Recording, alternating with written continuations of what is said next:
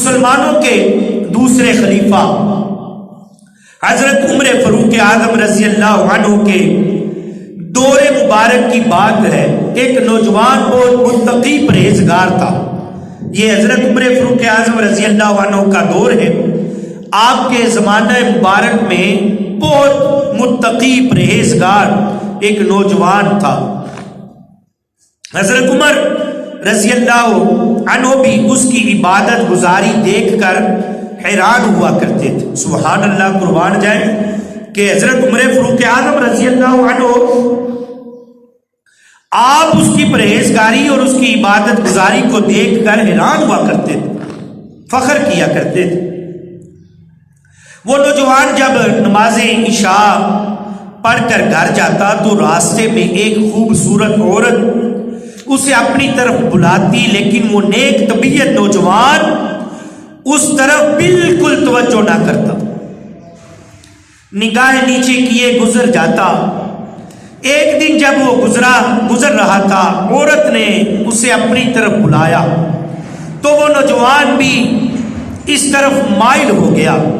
لیکن جیسے ہی عورت کے قریب پہنچا، عورت کے پاس گیا، جب بلایا تو اس کے قریب پہنچا تو اسے اللہ پاک کا یہ فرمان یاد آ گیا.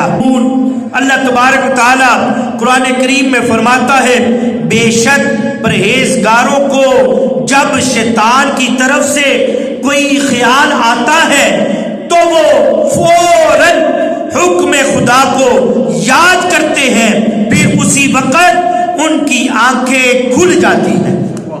یہ فرمان، یہ قرآن کریم کی آیت مبارکہ اس نوجوان کو یاد آئی. اس آیت کریمہ کی یاد آتے ہی اس کے دل پر اللہ پاک کا خوف غالب آ گیا اور وہ بے ہوش ہو کر زمین پر گر گیا. جب یہ بہت دیر تک گھر نہ پہنچا، نماز عشاء پڑھنے آیا تھا، بہت دیر گزر گئی، گھر نہ پہنچا تو بوڑھا باپ تلاش کرتے کرتے وہاں پہنچ گیا. راستہ تو وہی تھا، اسے پتا تھا مسجد میں آیا ہے، تو اس کا بوڑھا باپ آتا ہے، تلاش کرتے کرتے اس گھر میں پہنچ گیا. جب نوجوان کو ہوش آیا تو اس نے اپنے والد کو تمام واقعہ سنایا. واقعہ سناتے سناتے جب اس نے دوبارہ وہ آیت کریمہ پڑھی تو دوبارہ خوف خدا غالب آیا. اس نے ایک چیخ ماری اور اس کا دم نکل گیا. چیخ ماری اور اس کا دم نکل گیا. اللہ اکبر. رات ہی کو غسل کفن کا انتظام کر کے اسے دفن کر دیا گیا. صبح جب حضرت عمر فاروق اعظم رضی اللہ عنہ کو تمام واقعہ معلوم ہوا تو آپ اس نوجوان کی قبر پر تشریف لائے. اللہ اکبر.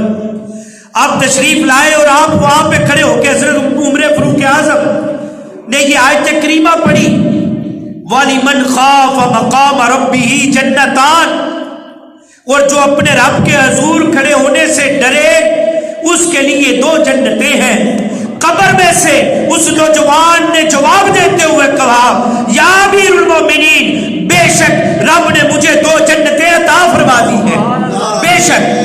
تکبیر. اللہ اکبر. نعرہ رسالت، نعرہ حیدری، نعرہ تحقیق. حق چاہیے. آگے سے جواب دیا، اے امیر المومنین، بے شک میرے رب نے مجھے 2 جنتیں عطا فرمائی ہے.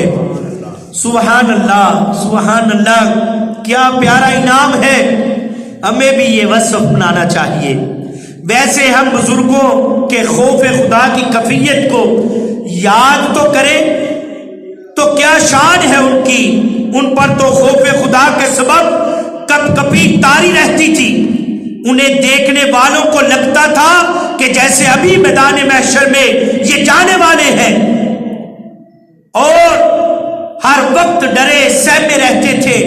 خوف خدا کے سبب روتے تھے. ان کے آنسوؤں سے داڑھی تر ہو جایا کرتی تھی، رخساروں پر آنسوؤں کی لکیریں پڑ جاتی تھی. اتنا رویا کرتے تھے، اتنا رویا کرتے تھے، بے ہوش ہو جایا کرتے تھے. یہ بہت اعلیٰ درجے کی کیفیت ہے. اللہ پاک ہمیں ان نیک لوگوں کا صدقہ نصیب فرمائے.